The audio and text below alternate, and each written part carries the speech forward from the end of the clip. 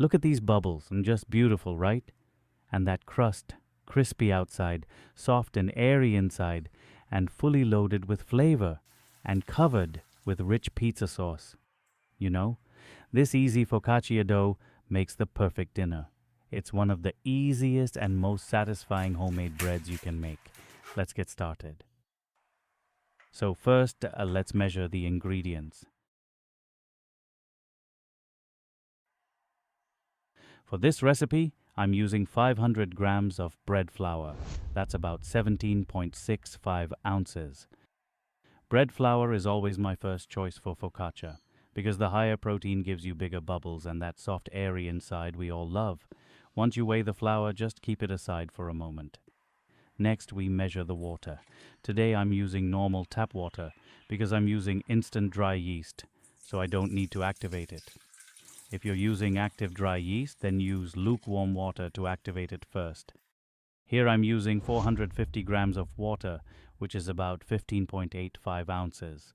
Now add the yeast, 2 teaspoons, around 5 to 6 grams, and a quick tip about yeast. Make sure it's not expired and not something you opened months ago and forgot about. Always check the date, and if you're activating it, make sure it actually bubbles nicely. Now add 1 tablespoon of honey. Honey helps the dough ferment better and gives you a more airy texture. Next, add the salt. I'm using pink rock salt today, but you can use regular salt or flaky sea salt, whatever you have. And of course, a little extra virgin olive oil. That's my favorite. Olive oil makes focaccia soft, moist, and full of flavor. Now give the mixture a good mix. Make sure everything is dissolved.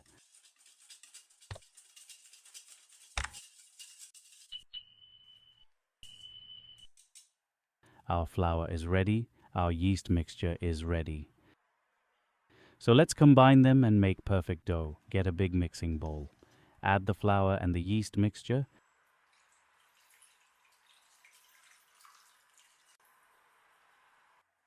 Start mixing with a dough whisk or just use your hand. Go with easy way. Mix until you don't see any dry spots. And yes, the dough will look a bit wet and sticky. Don't worry, this is completely normal. Focaccia is high hydration dough. If you feel it's too wet for you to handle, you can reduce the water. Just use 400 grams instead of 450. You can see here, this is the texture we're looking for. If you're using all-purpose flour, the dough can look a bit wetter. Just sprinkle in a little extra flour and adjust the texture until it feels right.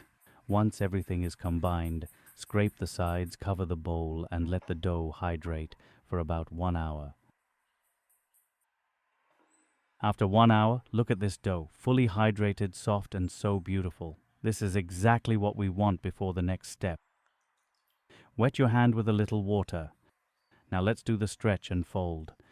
Take one side of the dough, lift it up, stretch gently, and fold it over to the opposite side of the bowl. Turn the bowl a quarter turn and repeat. You'll do this all the way around. What this does is amazing. It slowly builds gluten, gives structure, and sets the dough up for those big airy bubbles. It's honestly one of the most relaxing steps in bread making. Now cover the bowl again and come back in 30 minutes for the second round. When you're back, do the same stretch and fold again.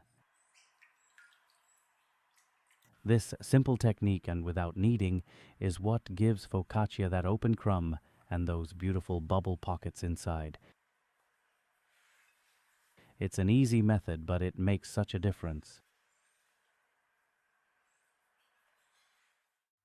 Cover the dough once more and let it sit for another 30 minutes before the third round. Now we're at the third stretch and fold, and you'll notice such a change. The dough looks smoother, softer,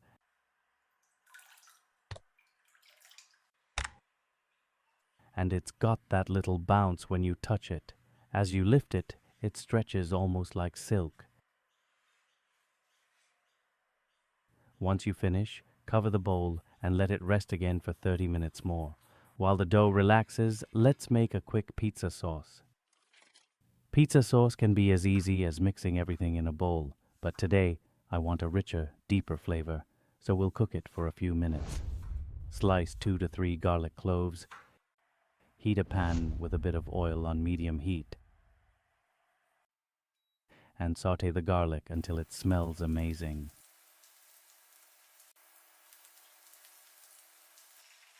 Now pour in your tomato sauce. Add your herbs. I'm using dried oregano and parsley. Season with salt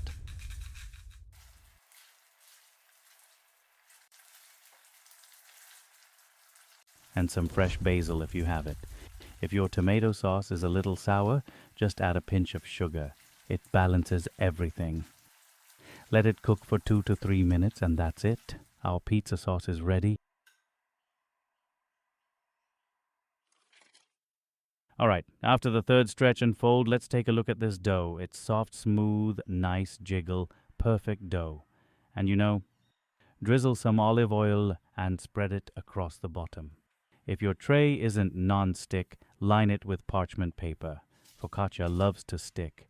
If you have time, you can actually cold ferment this overnight in the fridge. That long, slow rise gives you even better flavor.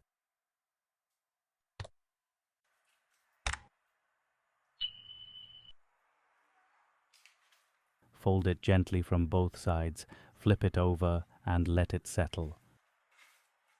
Just ease it in. No pressure. Use light hands. Let the dough relax. This needs a final rise.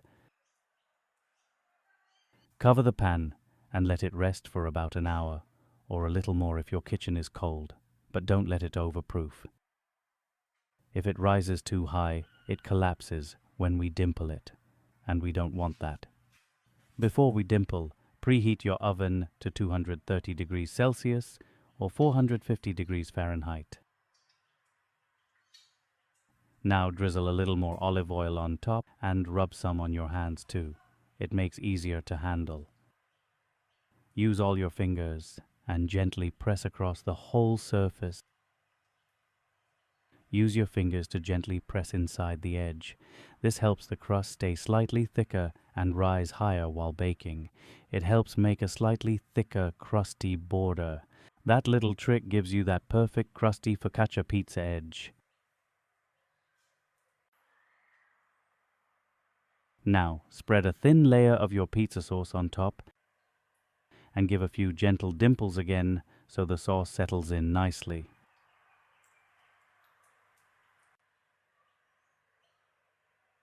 Now bake this base for about 15 minutes. Look at that edge. It already looks like a pizza crust, right? And those small bubbles in the middle, perfect. Now let's build the pizza. Add another layer of sauce, then cover it with cheese.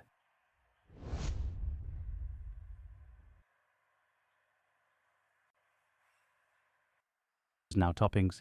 Today I'm making a meat lover's style. Chorizo, mortadella, ham, chicken, salami. You can add whatever you like. Make it your own.